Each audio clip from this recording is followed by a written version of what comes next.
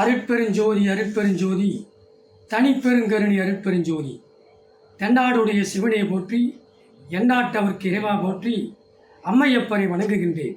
பேரொரு தருவாயே திருச்சிற்றம்பலம். ஓம் நமோ நாராயணாயா. ஓம் சாய்ராம். உலக பக்த கோடிகளுக்கு வணக்கம். இன்றைய உலகில் மக்கள் பக்தி மார்க்கத்தை ஆன்மீகத்தில் நுழைந்து அமைதியை தேட வேண்டும். அப்பொழுதுதான் இந்த நாட்டில் அமைதி நிலவும். இன்றைய காலகட்டத்தில் உலக நாடுகள் உலக போர்கள் செய்து கொண்டிருக்கின்றன.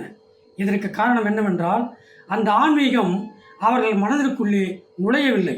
நுழையாத காரணத்தினால் இன்றைக்கு மக்கள் குண்டு வைத்து கொண்டு ஏவுகணையில் ஏவிக்கொண்டு பல நாடுகள் இன்றைக்கு உயிர்களை மாய்த்து கொண்டிருக்கிறார்கள். ஆனால் இந்த உலக வரைபடத்தில், இந்த பிரபஞ்சத்தில் இந்த இந்திய தேசம், இந்த இந்திய பாரத பூமி இன்றைக்கு ஒரு மிக சிறந்த ஆன்மீக பூமியாக இருக்கிறது என்று சொன்னால் அதற்கு காரணம் இங்கே ஆன்மீகம் தலைத்து ஓங்கியிருக்கிறது. காரணம், இறைவன் பல்வேறு வடிவங்களில் உள்ளார். அதாவது இறைவன் ஜோதி என்றுதான் எல்லா மதங்களும் சொல்லுகிறது. நாம் தான் மனிதர்கள்தான் மதங்களாக, இனங்களாக, மொழிகளாக புரிந்து கொண்டிருக்கிறோம். ஆனால் இங்கே இருக்கின்ற மொழி, இங்கே தண்ணீர் என்று சொன்னால் தெலுங்கிலே நீரொலி என்று சொல்லுகிறார்கள், அரபியிலே ஒரு பாஷையிலே சொல்லுகின்றார்கள், ஆங்கிலத்திலே வாட்டர் என்று சொல்லுகிறார்கள், பாணி என்று சொல்லுகிறார்கள் சில மொழிகளிலே. ஆனால் அர்த்தம் என்பது ஒன்றுதான். ஆகவே பக்த கோடிகள் இறைவன் ஒருவன் என்று நினைத்தால் இந்த பாகுபாடு வராது. இன்றைக்கு சென்னை முகப்பேரிலே கருமாரியம்மன் திருவிழாவிற்கு வந்திருந்தேன். அருமை நண்பர் பேராசிரியர் பொன்கி பெருமாள் அவர்கள் என்னை இன்று அழைத்தார்கள். அவருடன் இருக்கின்ற என்னுடைய நீண்ட நாளை நண்பர் திரு கோஷின் ராவ் அவர்களும் இங்கே வந்தார்கள். ஒரு பேட்டியை என்னை கொடுக்க சொன்னார்கள். என்னுடைய பெயர் உண்மையான பெயர், என்னுடைய தாய் தந்தை வைத்த பெயர் சி வெங்கடாச்சலம். அதற்கு அடுத்தபடியாக எனக்கு வைத்த பெயர் வேங்கை கவி என்ற பெயர். பேராசிரியர் பெருமாள் ஐயா அவர்களும் விடுதிகள் தொண்டு நிறுவனத்தின் தலைவர் ஐயாப்பள்ளி அவர்களும் என் கவிதை திறமைக்காக வைத்த பெயர். அதற்கு இடையில் நான் ஆன்மீகத்தில் மிக ஈடுபாடாக இருக்கின்ற பொழுது பல்வேறு அதிசயங்கள் எனக்கு நடந்திருக்கிறது. இது பொய்யெல்லாம் கிடையாது, உண்மை.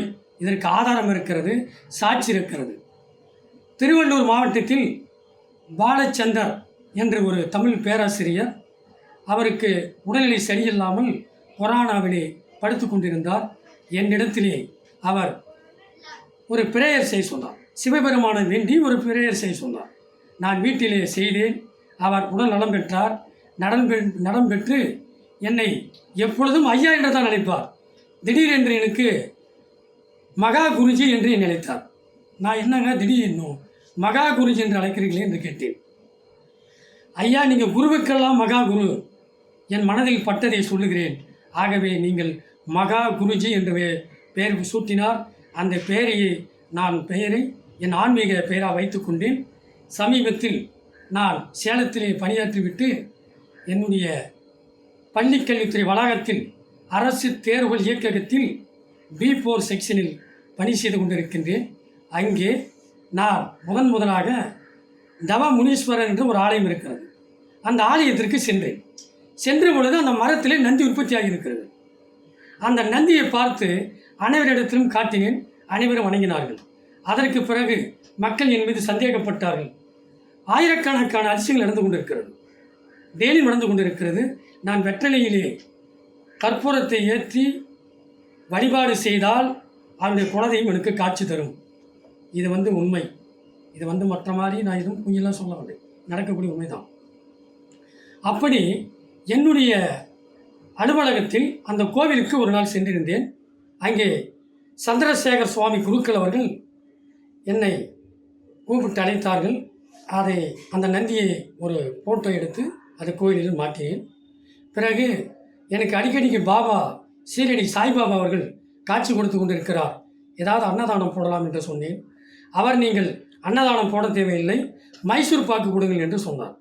நான் சரியாக ஜனவரி 31, ஜனவரி 23, 2025 நான் நேராக கோவிலுக்கு 12:45 மணிக்கு என்னை வரவழைத்தார்.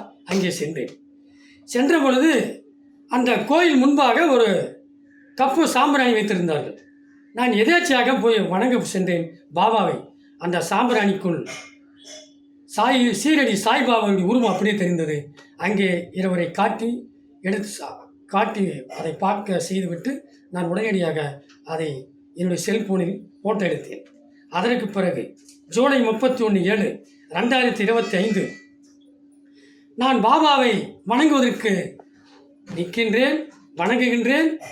எழுந்தவுடனே அங்கே இருக்கின்ற வெண்கல விளக்கின் கண்ணுக்கு தெரிகிறது. அந்த விளக்கிலே ஒளியிலே பாபா அமர்ந்திருப்பது போல் காட்சி கொடுத்தார். உடனடியாக ஃபோட்டோ எடுத்தேன். அந்த ஃபோட்டோவை பிரேம் செய்து கோவிலில் எல்இடி ஃபோட்டோவை கொடுத்திருக்கிறேன். அனைவரும் தமிழகத்தில் இருந்து வரக்கூடிய அனைத்து பக்தர்களும் அதை பார்க்கிறார்கள், வணங்குகிறார்கள். நான் காலாண்டராக என்னுடைய சொந்த செலவிலே செய்து தமிழகம் முழுவதும் இதை கொடுத்திருக்கிறேன். இது மட்டுமல்ல, என்னுடைய அலுவலகத்தில் 2024 B4 செக்ஷனில் B2, B3, B4 இன்னும் பல செக்ஷனாக சேர்ந்து என்னுடைய டேபிள் மீது அம்மன் பூஜை செய்ய சொன்னார்கள். ஆயுத பூஜைக்கு நான் ஆயுத பூஜை தொடங்குவதற்கு முன்பாக ஒரு நாள் முன்பாக அலுவலகங்களிலே பூஜை செய்வது வழக்கம். நான் பூஜை செய்தேன். பூஜை செய்துவிட்டு கற்பூர சூடத்தை ஏற்றினேன். ஏற்றிய பிறகு அந்த கற்பூரம் எரிந்த இடத்தில் தட்டிலே கற்பூரம், திருநீர், மஞ்சள் 3 வைத்துவிட்டு பூஜை செய்து ஏற்றிய பிறகு பார்த்தால் அம்மன் உருவம் அப்படியே தெரிகிறது. அனைவரையும் அழைத்து அந்த இடத்திலே காட்டினேன். அதை பிரியமாக போட்டு வைத்து என்னுடைய செக்ஷனில் வைத்தேன். அதற்கு பிறகு திண்டுக்கல் மாவட்டம் உதவி இயக்குனர் அரவிந்தர் நாகராஜன் வீட்டிற்கு நான் மதுரைக்கு சென்றிருந்தேன். வீட்டிற்கு என்னை வரவழைத்தார். இப்படியே வாருங்கள் நம்ம வீட்டிற்கு என்று சொன்னார். நான் வந்தால் வழிபாடு செய்வதாக இருக்கும் என்று சொன்னேன். சரி, என்ன வேண்டும் என்று கேட்டார். வாழை இலை, கற்பூரம், தேங்காய், பழம் எல்லாம் வாங்கி வைங்கள் என்று சொன்னேன். உங்களுக்கு ஏதாவது மனதில் வேண்டல் இருந்தால் நீங்கள் மனதோடு வைத்துக் கொள்ளுங்கள், நீங்கள் வணங்குங்கள் என்று சொன்னேன். அவருடைய மனைவி, மாமனார் அனைவரும் உட்கார்ந்தார்கள். நான் திருவாசகத்தை, சிவபுராணத்தை சொல்லிக்கொண்டே சூடத்தை ஏற்றினேன். அங்கே சிவபெருமான் ஒளியிலே காட்சி கொடுத்து கொண்டிருந்தார். நான் அப்படியே என் செல்போனில் போட்டோ எடுத்தேன். அவர்கள் என்னை பிரமிப்பாக பார்த்தார்கள். கடைசியில் அந்த கற்பூரம் அணிந்த பிறகு அந்த வாழை இலையிலே அந்த உருவம் அப்படியே வந்தது. அதை போட்டோவை எடுத்து அவரிடத்தில் காட்டினேன். காட்டிவிட்டு பிறகு அதை 2025 அதை காலாண்டராக அடித்து ஒரு 50,000 ரூபாய்க்கு செலவு செய்து தமிழகம் முழுவதும் அதை நான் மக்களுக்கு இலவசமாக வழங்கினேன். அதன் பிறகு கோகுலஷ்டமி என்று 2024 ஹரிகிருஷ்ணன் என்று எனக்கு ஒரு செக்ரட்டரி இருந்தார். அவர் வீட்டிற்கு சென்றேன். பல 4 வருடங்களாக என்னை வீட்டுக்கு அழைத்தார். நான் போக முடியவில்லை. திடீரென்று ஒரு நாள் அழைத்தார். வீட்டிற்கு சென்றேன். ஐயா, நான் கோகுலஷ்டமி சாமி கும்பிட்டுட்டு வரேன்னு சொன்னேன். வாருங்கள், நம் வீட்டிலே வணங்கலாம் என்று சொன்னார். நான் வந்தால் வாழை இலை, வெற்றிலை, கற்பூரம் அனைத்து வாங்கி வைங்கள் என்று சொன்னேன். நான் அவர் வீட்டிலே சாப்பிட்டு விட்டு அதை வழிபாடு செய்தேன். கடைசியில் அவர்கள் மனைவி அவர் வரேன் என்று சொல்லுகிறார் என்று சொல்லிவிட்டு ஆஞ்சநேயர் கோயிலுக்கு சென்று விட்டார். சரி, நான் அவர்களை அழைத்து உட்கார வைத்துவிட்டு கற்பூரங்களை வாங்கி அந்த இடத்திலே வைத்துவிட்டு பெருமாளுடைய பதிகத்தை பல்லாண்டு பல்லாண்டு பல்லாயிரத்தாண்டு பல கோடி 100,000 மல்லாண்ட நின்றோர் மணிவண்ணா உன் செவ்வடி செவ்வித்திரு காப்பு அடியோமோடு நின்றோடும் பிரிவின்றி 1000 பல்லாண்டு வடிவானின் வளர் மார்பிளில் வாழ்கின்ற மங்கையும் பல்லாண்டு வடிவார் சோதி பல துறையும் சுடராடியும் பல்லாண்டு படைப்போர் புக்கு முழங்கும் இப்பாஞ்ச சன்னியமும் பல்லாண்டு வாளாட்பட்டு நின்றிர் உள்ளே மண்ணும் மனமும் கொன்மின் கோளாட்பட்டு நின்றீர்களை எங்கள் குழுவினில் கூதலுட்டோம் ஏழாட்காடும் பழிப்புலம் நாங்கள் ராக்கதவால் இலங்கை என்ற பாடலை படித்து கொண்டே இருந்தேன். அப்பொழுது அங்கே பெருமாளுடைய நாமம் காட்சி கொடுத்தது. அந்த கற்பூர ஒளியிலே ஆஞ்சநேயர் காட்சி கொடுத்தார். இது உண்மை, இது பொய் கிடையாது. அதற்கு ஆதாரம் என்னுடைய செல்விலையை வைத்திருக்கின்றேன். எவ்வளோ நாளாக ஆன்மீகவாதியாக இருக்கீங்க? இந்த ஆன்மீகம் எனக்கு நான் கிட்டத்தட்ட என் விவரம் தெரிந்த நாளிலிருந்து இருக்கு. விவரம் தெரிந்த நாளிலிருந்து ஆன்மீகவாதியாக இருந்து சமூகத்துக்கும் உங்களுக்கும் என்ன பயனா இருக்கு? ஆன்மீகம் என்பது இன்றைக்கு சமூகத்தில் மக்கள் தீய வழிகளில் சென்று கொண்டிருக்கிறார்கள். ஆன்மீகத்திற்குள்ளே வரும் பொழுது ஒரு பயம் வரும், ஒரு பக்தி வரும். அப்பொழுது மக்கள் ஒழுக்க நெறிகளுக்கு வருவார்கள். அதுதான் ஆன்மீகம் என்பது. ஆன்மீகம் என்பது தன் சுயநலத்துக்காக தான் நல்லா இருக்க வேண்டும், தான் சொத்து வாங்க வேண்டும், வீடு கட்ட வேண்டும், தன் பிள்ளைகள் நல்லா இருக்க வேண்டும் என்று சொல்வது ஆன்மீகம் அல்ல. இந்த உலக உயிர்கள் அனைத்து ஜீவராசிகளும் நன்றாக இருக்க வேண்டும், இந்த உலகம் சுபிட்சமாக வாழ வேண்டும் என்பதற்காகத்தான் ஆன்மீகம். 3ஆம் உலகப் போர் ஏற்பட வாய்ப்பு இருக்கா? 3ஆம் உலகப் போர் ஏற்பட கட்டாயம் வாய்ப்பு இல்லை. ஏனென்றால் அப்படி வாய்ப்பு ஏற்பட்டால் இறை சக்திக்கு இறைவன் இருந்து அர்த்தம், இறைவன் இருப்பதாக நாம் நினைக்கவே முடியாது. கட்டாயம் அந்த 3ஆம் உலகப் போர் நடக்காது. அதற்கான பேச்சுவார்த்தையில் அது முடிந்துவிடும். இப்போது உங்களுக்கு முன்னாடி சாமி நேரடியாக காட்சி அளிப்பதாக சொல்லியிருந்தீங்க. தமிழ்நாட்டில் ஆட்சி மாற்றம் ஏற்படுமா, ஏற்படாதா? இது ஜென்ரலான கொஸ்டின். இதை சொல்லுங்கள். தமிழகத்தில் ஆட்சி மாற்றம் இன்ன வரைக்கும் எனக்கு ஒன்றும் தெரியல. இது வரைக்கும் தெரியல. சாமி உங்களுக்கு இன்னும் அறிகுறி கொடுக்கல. ஏன்னா இது வரைக்கும் 2 ஈக்குவலாக இருக்கிற மாதிரி தான் தெரியுது. ஒரு நாட்டில் எந்த அரசு அமைய வேண்டும் என்பதை மக்கள் தீர்மானிக்கிறார்களா, இல்லை நம்மளை படைத்த கடவுள் தீர்மானிக்கிறார்களா? சொல்லுங்கள் பார்ப்போம்.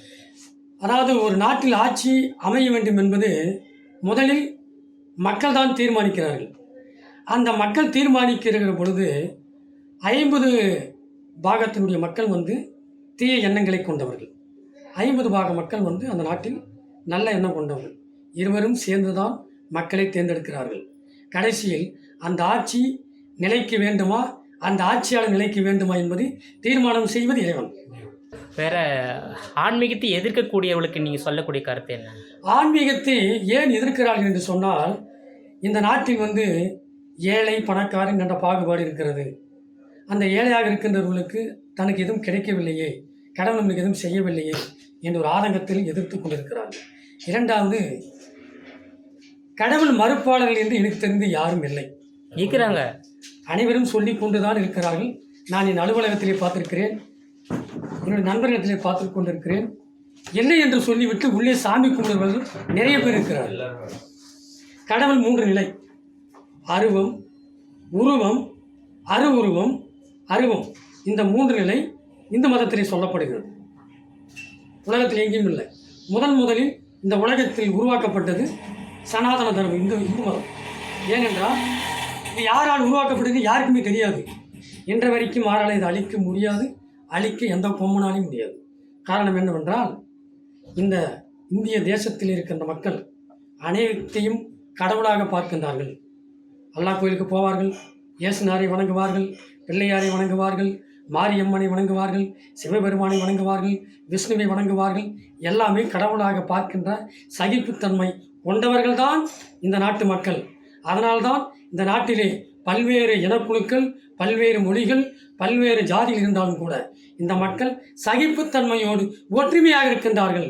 ஆனால் வெளிநாடுகளிலே 2 பிரிவுதான். ஆனால் இன்னும் அவர்கள் ஆன்மீகத்தில் வந்தார்களா என்று எனக்கு தெரியவில்லை. ஆன்மீக என்ற போர்வையிலே மக்களை அடித்து லட்சக்கணக்கில் இன்று செத்து கொண்டிருக்கிறார்கள். அவர்களுக்கு நான் கொடுக்கின்ற எச்சரிக்கை என்னவென்றால், நீங்கள் இறைவனை நம்பினால் எந்த உயிர்களுக்கும் தீங்கு செய்யக்கூடாது என்பது என்னுடைய முதல் கோரிக்கை. இப்போ தீங்கு செய்கிறாங்களோ அவங்களுக்கு என்ன தண்டனை? தீங்கு செய்கிறாங்கன்னா கட்டாயம் தண்டனை கட்டாயம் கிடைக்கும், உறுதியாக கிடைக்கும். உண்மையான ஆன்மீகவாதி கட்டாயம் தீங்கு செய்ய மாட்டாங்க.